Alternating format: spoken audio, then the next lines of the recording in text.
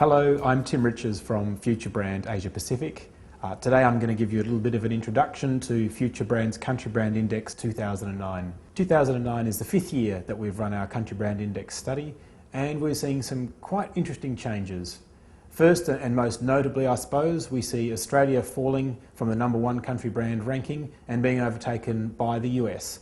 A bit of a blow for Australia, considering that they've been there for 3 years running, and falling to number 3, well, it's a little bit of a slip. But looking at it, it's really more a question of a slight softening of Australia's brand reputation on a number of points, really being, I suppose, overtaken by the US because of slight but generalised improvements on a range of brand associations. Perhaps also the revitalising effect of President Obama on the US country reputation has had a significant effect there. We also look at the impact of the recession, and we can see a general slowing of arrivals in most countries around the world, of tourism arrivals that is. We also see many countries focusing on value and overt statements about value in their marketing to greater or lesser effect. Interestingly, we also see a generally more pessimistic, less positive outlook from our surveyed people, with a more negative outlook in terms of how they see other countries around the world.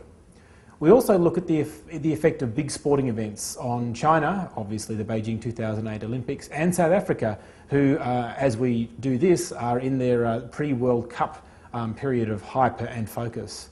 And we see both of those brands actually being two of our strongest improvers in the index this year.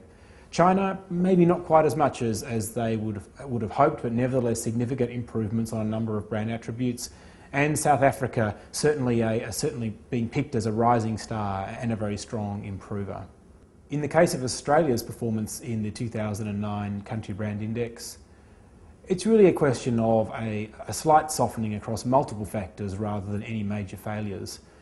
Interestingly though, we do see some slips on some key traditional strengths of the Australian reputation. So beach, for example, slipping from number 5 globally to number 12.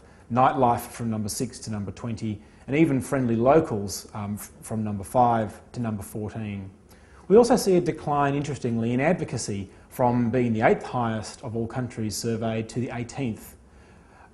Having said that, there are some positives that tell a bit of a brighter story, one of the most significant of which is Australia's ascent on the measure of new country for business, in other words, the kind of place that people are thinking about starting to do more business, from a ranking of number 28 to a number 16, which is a very strong performance.